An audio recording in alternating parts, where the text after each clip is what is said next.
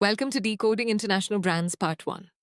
On October 14th, 2012, millions watched a man step out of a capsule hovering 24 miles above Earth and free-fall from the edge of space. Look around traditional elite sports, and you'll find the exact same brand dominating the grid of Formula One, operating multi-million-dollar racing teams that compete and win on the world's biggest stages. This presents a massive contradiction. Why does a company that makes a simple, sweet caffeinated beverage in a tiny aluminum can fund aerospace stunts and field championship racing teams? Millions of people tune in to watch these high-stakes extreme sports, feature-length documentaries, and daily live streams. They spend hours consuming this media without realizing they're essentially watching a highly produced commercial. Red Bull functions as a global media empire, prioritizing the broadcast of an aspirational identity while the physical beverage sits quietly in the background. To understand how they got here, we have to look at the global beverage market before Red Bull even existed. The industry was an impenetrable fortress, completely locked down by the monopolies of Coca-Cola and Pepsi. The idea for the company had highly unlikely origins in Thailand. It started as a syrupy, uncarbonated medicinal tonic that, by all conventional logic, seemed destined for total failure on Western grocery shelves. The founders knew that if they placed their new drink in the standard soda aisle and tried to compete on taste or refreshment against giants with billion-dollar distribution networks, they would be immediately crushed. Instead, they invented an entirely new category, the energy drink. By shrinking the can to a slender silhouette, they visually signaled potency. Then they intentionally raised the price to create a sense of premium scarcity. This maneuver bypassed traditional competition entirely, carving out a vacuum where rivals weren't even looking, an uncontested space where they could define their own rules and prices.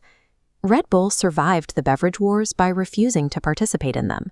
They gave up on selling a refreshing thirst quencher and instead sold the promise of peak physical and mental performance.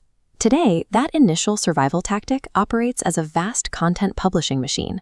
The company produces media that captures attention first and monetizes that attention through beverage sales second. They consistently bypass traditional Hollywood celebrity endorsements. Instead, they sponsor niche, extreme athletes, earning authentic credibility in tight-knit counterculture communities. To amplify this, they design and own proprietary high-risk events. These spectacles act as massive content generation engines that conventional brands simply cannot replicate. This chart shows the behavioral science driving their strategy, rooted in a concept called the peak end rule. This psychological principle explains that human beings judge an experience heavily based on its most intense emotional point, rather than the average of the whole event.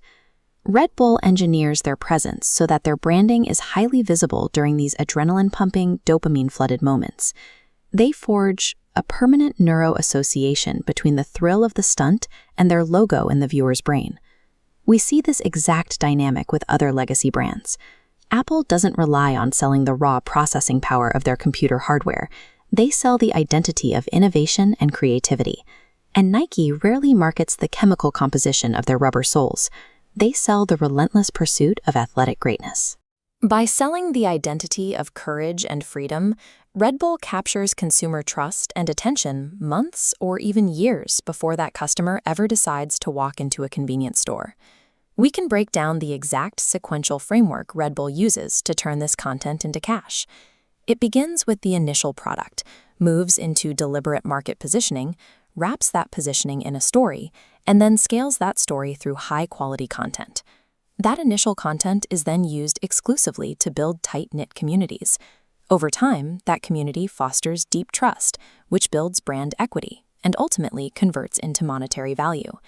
The actionable lesson here for modern startups and independent creators is that you do not need a billion-dollar budget or a capsule in the stratosphere to utilize this framework. You can apply this by stripping away the marketing of your product's technical features. Instead, build your brand around an authentic narrative that gathers a specific, dedicated tribe.